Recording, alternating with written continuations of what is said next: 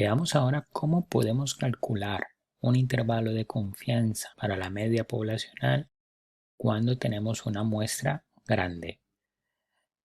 Consideremos de nuevo el ejercicio anterior.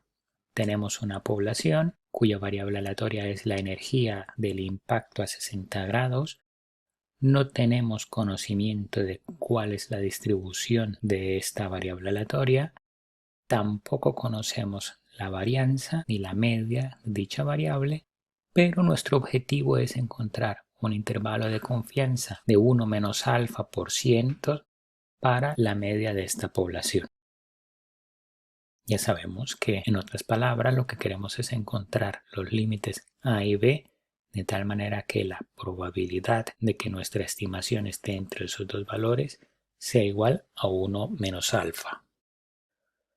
Como no tenemos conocimiento de la distribución de la población, hacemos una muestra grande de tal manera que podamos utilizar la estimación puntual como la primera aproximación o como punto central de nuestro intervalo, y lo que finalmente buscaremos son los puntos A y B, de tal manera que la probabilidad de que la media muestreal esté entre esos dos valores sea igual a 1 menos alfa.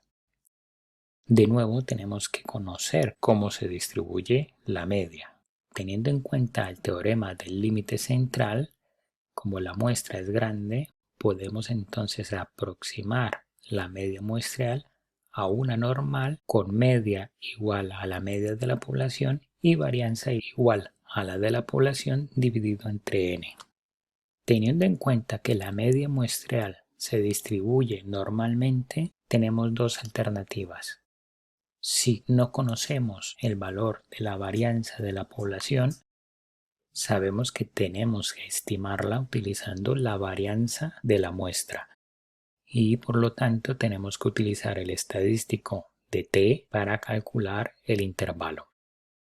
Por otra parte, sabemos también que la muestra es muy grande y por propiedades de la distribución de t de student, a medida que aumentamos los grados de libertad, esta distribución se puede aproximar a una normal estándar.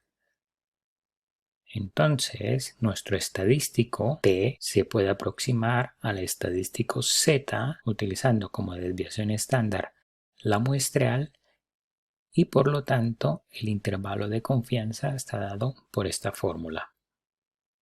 Por otra parte, si la varianza de la población la conocemos, podemos utilizar el estadístico z y por lo tanto el intervalo de confianza está dado por esta fórmula.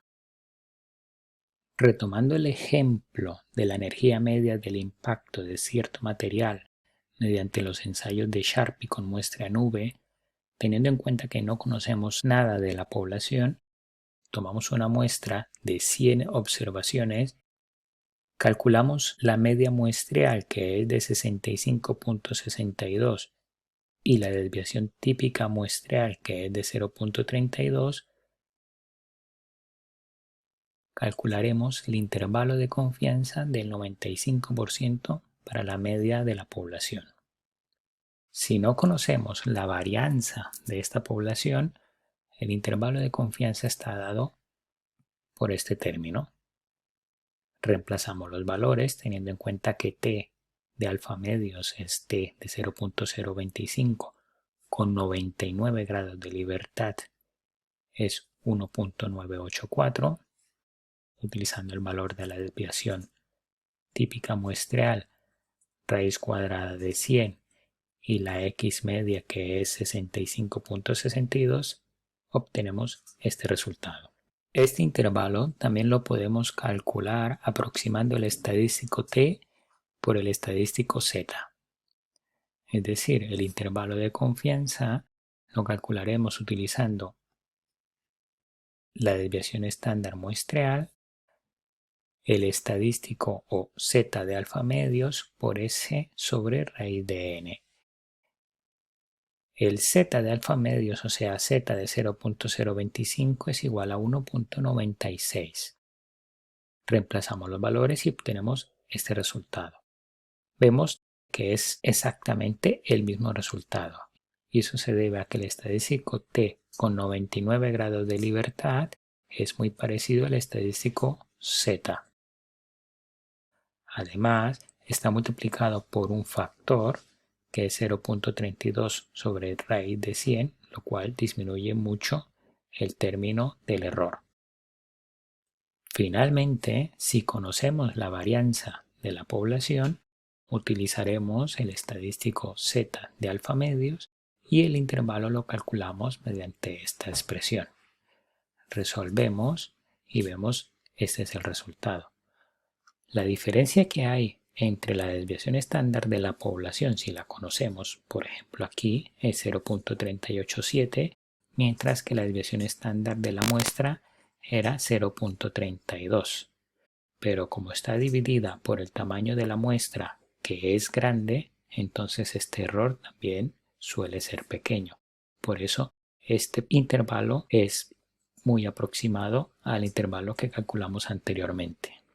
Por todo ello podemos concluir que el hecho de que la muestra sea grande, la diferencia del error estándar entre la aproximación utilizando Z y utilizando T es casi nula. Por otra parte, como el estimador de la varianza muestreal es consistente, la estimación es más precisa y exacta.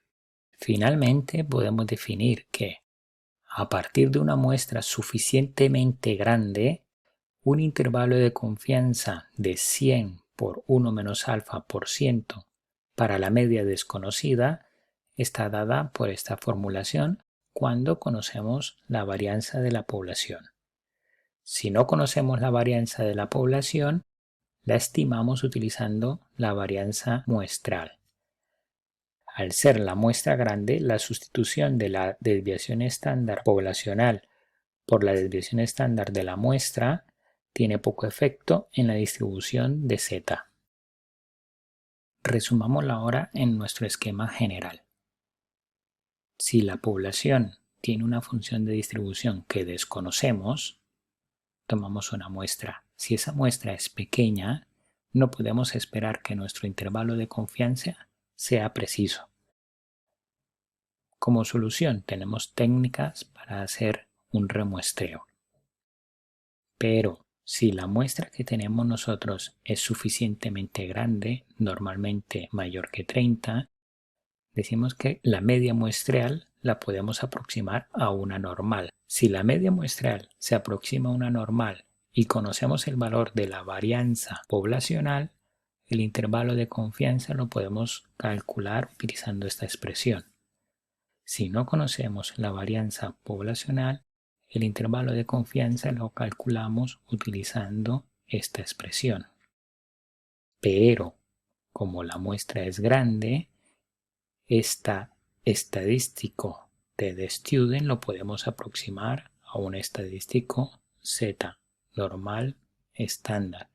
Por lo tanto, el intervalo de confianza lo podemos aproximar utilizando esta expresión de aquí.